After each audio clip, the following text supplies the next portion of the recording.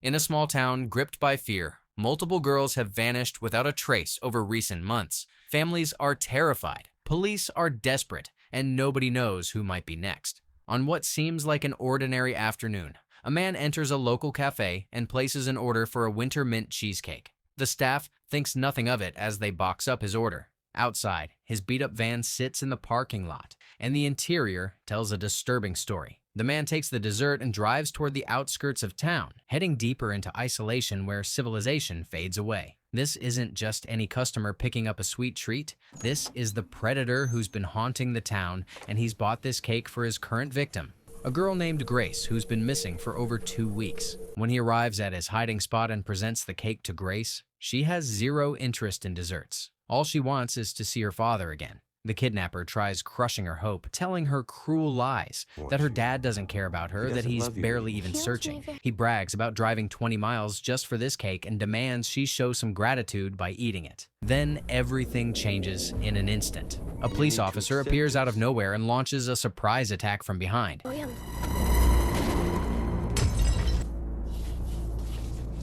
He shields Grace's eyes from what's about to happen, then eliminates the kidnapper without hesitation. What happens next is bizarre. Instead of calling for backup or taking Grace to the station, this officer loads her into the kidnapper's disgusting van and drives her straight home. When they arrive at her house, he keeps his distance, giving her a gentle wave before she walks to her door. Grace presses the doorbell. When her father Edward opens it and sees his missing daughter standing there alive, he nearly collapses with relief. The first thing Grace mentions is how hungry she is, and Edward scrambles to feed her immediately. Once the initial shock wears off, Edward makes the smart call. He contacts Officer Maddie to report that Grace has somehow returned. Maddie's experience takes over. She gives Edward strict instructions. Don't let Grace change clothes, don't wash anything, and get her to the hospital immediately for examination.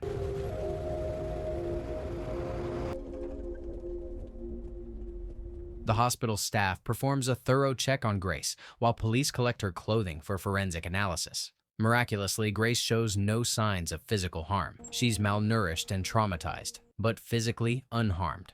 When investigators sit down with Grace the following day to get her statement, she drops a bombshell. A police officer rescued her. The detectives exchange confused glances. Nobody from their department conducted any rescue operation. Maddie presses for details, asking if this officer used his patrol car.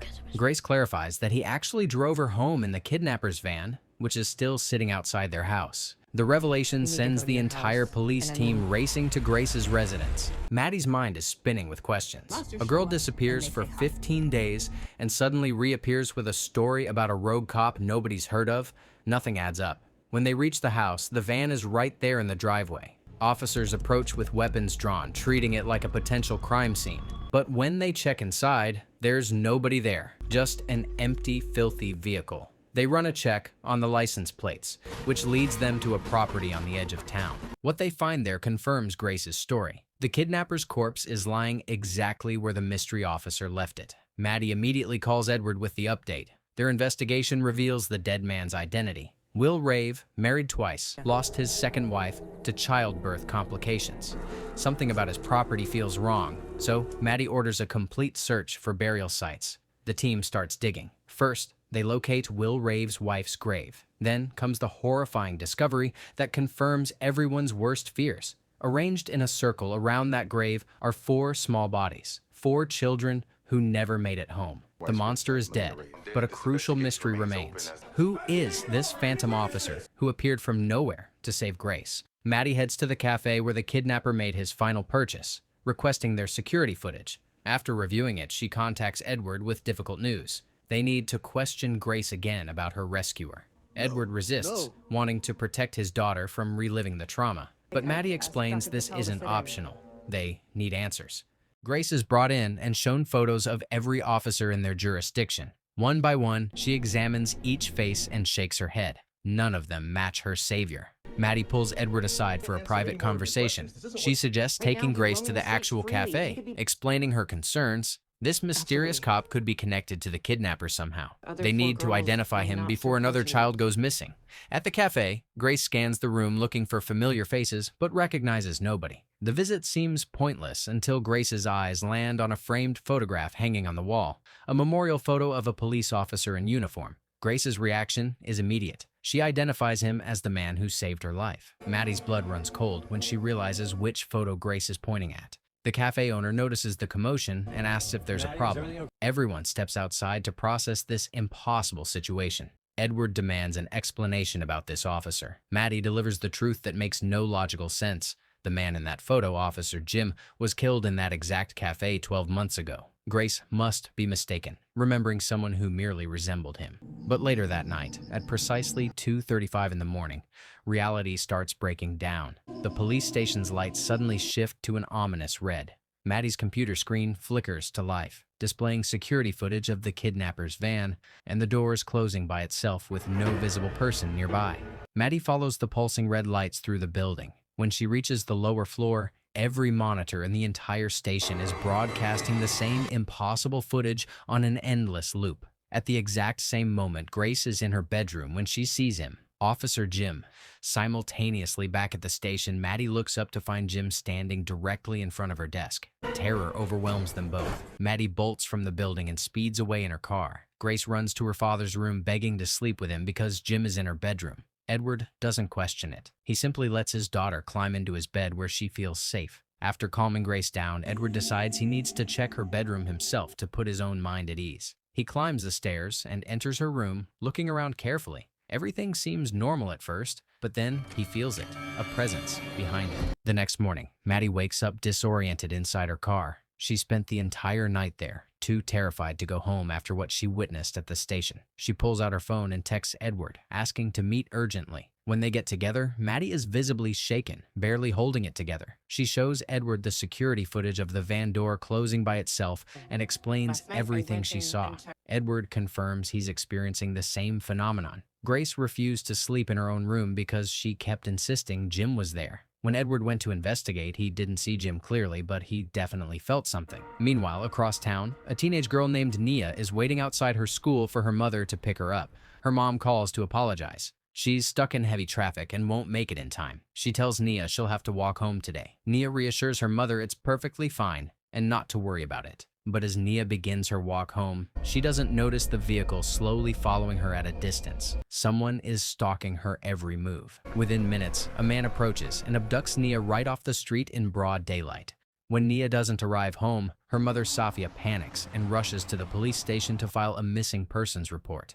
However, Maddie isn't immediately convinced this is a kidnapping situation. She points out that Nia is a teenager and it's only been a few hours since she was supposed to be home. Maybe she's just upset about her mother not picking her up and is deliberately staying out to make a point. Safia firmly disagrees with this assessment. She explains that when they spoke on the phone, Nia was completely understanding and sweet about the situation. There was no anger in her voice whatsoever. She also mentions that Nia had a cell phone with her. Maddie tries to reassure her by explaining that the kidnapper responsible for those cases is dead. They found his body and the graves of his victims. She also mentions, perhaps insensitively, that he primarily targeted white girls. Maddie asks Safia to be patient while they contact Nia's friends to see if anyone's heard from her. By the following morning, there's still no trace of Nia anywhere. However, police reviewing surveillance footage spot a black van in the area around the time Nia disappeared. This creates two possibilities. Either Nia was kidnapped and forced into this van, or she knew the driver and got in willingly. Maddie questions Safia about Nia's father. Safia explains that Nia's father, Lamar Thompson, died from cancer 3 years ago. Maddie returns to her theory about the phone being turned off so quickly, suggesting that either the kidnapper knew about the phone immediately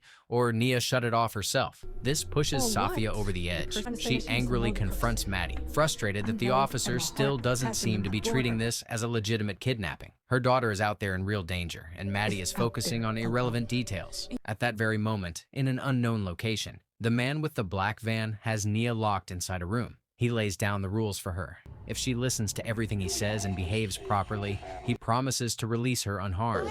Back at Grace's house, something unexpected happens. Grace's mother, Kelly, returns home after being gone for an extended period. Edward receives a call from Maddie, explaining that another girl has vanished and they need to speak with Grace again about Jim. Edward tells her the timing is terrible because Kelly just came back today. Before hanging up, Edward warns Grace not to say anything about Jim to her mother. Meanwhile, Safia makes an emotional public plea through the media, begging whoever has her daughter to please return her safely. Reporters start pressing the police chief with tough questions.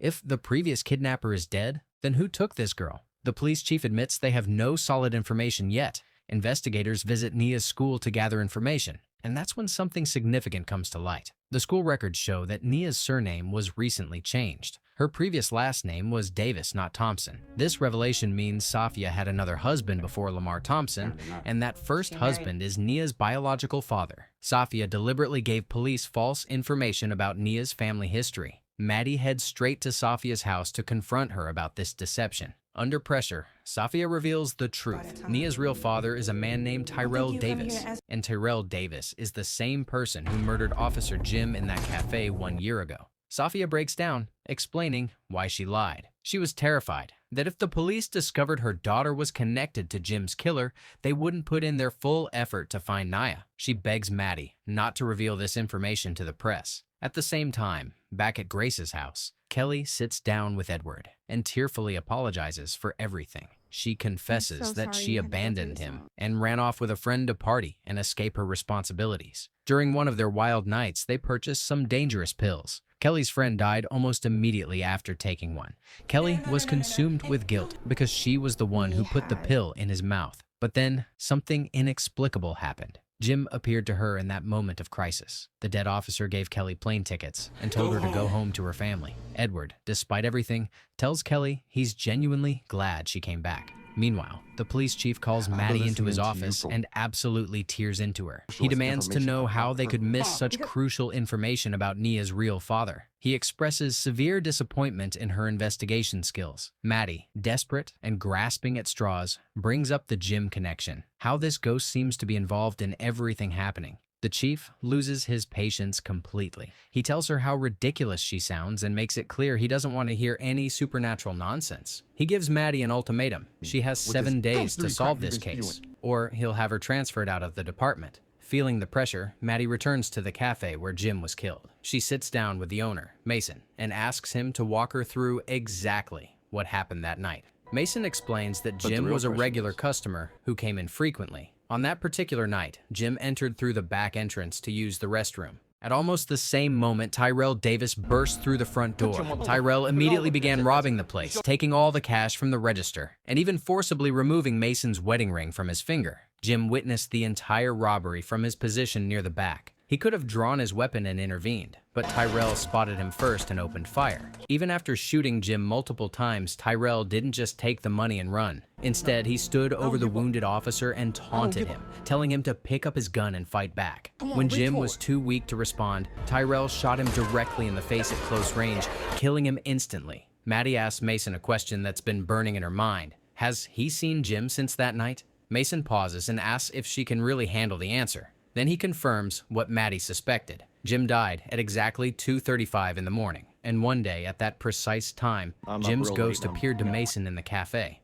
Mason describes how at first he couldn't believe what he was seeing, but then Jim actually spoke to him. The ghost explained that things weren't going well for him in the afterlife. Jim carried tremendous guilt because his wife Olivia never got the chance to say goodbye to him properly. She never got to see his face one last time. The gunshots from Tyrell had completely disfigured Jim's face beyond recognition. Jim expressed that Olivia deserved to see him whole before his burial. Maddie asked Mason directly if he believes Jim could have been the one who saved Grace. Mason responds without hesitation. Jim is absolutely capable of performing miracles. He shares his own proof. The cafe was drowning in debt and on the verge of being sold off. Mason had mentioned this desperate situation to Jim during one of his appearances. Jim made Mason a simple offer: accept his handshake and hang his photograph on the cafe wall. The moment Mason agreed and put up that picture, business completely turned around.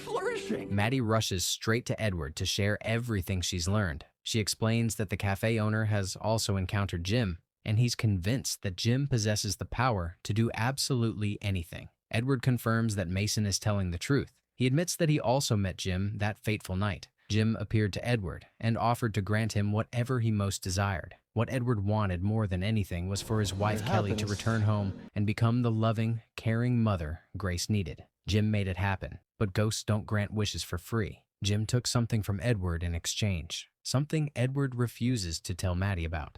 I accepted him into my life, and look at me now. Maddie makes a decision. She tells Edward she wants to meet Jim face to face. She needs his supernatural help to locate the missing girl. Edward gives her instructions. Come to his house at exactly 2:30 in the morning, and they'll see if Jim is willing to meet her. Before that meeting, Maddie seeks guidance from a priest. She asks him point blank if ghosts are actually real. The priest explains that he believes in both God and the existence of ghosts. Maddie lays out her situation. There's a ghost who rescued an abducted girl. Another girl is currently missing, and she's planning to meet this ghost tonight to ask for his help. The priest's advice is firm and clear. Do not accept help from any ghost. He explains that ghosts are forbidden to the living for a reason. They exist as ghosts precisely because they disobeyed God's command to leave the earthly realm after death. By remaining here, they're in direct defiance of divine will. That night at 2:30, Jim is waiting inside Edward's house. Edward tells Maddie from downstairs that she must go up alone. Maddie climbs the stairs and comes face to face with the ghost of Officer Jim. What they discuss remains private. The next day, Maddie shows up at Sophia's house and requests an old photograph of Nia from when she was younger. She tells the confused mother that she knows exactly where Nia is being held, but she needs this specific photo. Sophia hands it over immediately. Maddie then visits a convenience store and requests their surveillance footage from the past 10 days. She delivers this footage to her partner Parker, instructing him to scan through it looking for any black van passing by the area. Meanwhile, Maddie drives to the correctional facility where Tyrell Davis is imprisoned. She sits down across from him and informs him that his daughter Nia has gone missing. She shows him the childhood photograph, a picture from years ago when Tyrell was still part of Nia and Sophia's lives. Maddie asks him several questions, then leaves without revealing much. Shortly after this visit, someone calls Nia's phone. The caller asks if this is Nia Thompson, then hangs up abruptly without explanation. Maddie receives a call from Parker, who's made a discovery in the surveillance footage. A black van passes by the store every single day at 10 o'clock like clockwork. Maddie sends Parker the store's exact location and tells him to search the surrounding area. Parker follows the route the van takes and discovers an abandoned motel that's been closed for some time. Maddie tells him it's worth investigating. While searching the property, Parker finds a burner phone discarded in a trash bag. Maddie instructs him to call for backup immediately and wait for her arrival. At the same moment, back in his cell, Tyrell retrieves a knife he'd managed to hide from the guards. The police team arrives at the motel and storms inside. They find Nia locked in one of the rooms, frightened, but completely unharmed. The reunion between Nia and her mother is emotional and tearful. The police chief publicly praises Maddie for her excellent detective work. Though he notes the job is only half finished, they still need to understand how all these pieces fit together. Then the news comes through. Tyrell Davis has committed suicide in his cell using the hidden knife. Parker discovers paperwork documenting Maddie's prison visit to Tyrell. He confirms that Tyrell is indeed dead, then sits back trying to make sense of the timeline. Something doesn't add up. Parker makes an excuse to borrow Maddie's car keys, then secretly searches her vehicle. Inside, he finds the childhood photograph of Nia. When he turns it over, there's handwriting on the back. Parker goes to the store where Maddie obtained the surveillance footage and asks the manager if Maddie explained how she knew to check this location. The manager has no information about that. Parker calls Maddie and asks her to meet him for lunch, claiming he needs to discuss something important. When Maddie arrives at the cafe, Parker lays out his concerns. Both missing girls have been found alive, but the kidnapper is still at large. He suspects someone inside the police department is involved. He demands to know who gave her that address. Maddie's answer is simple: Jim. She explains what happened during her meeting with the ghost. Jim provided the exact location where Nia was being held, but ghosts never give without taking. Jim asked Maddie for something in return.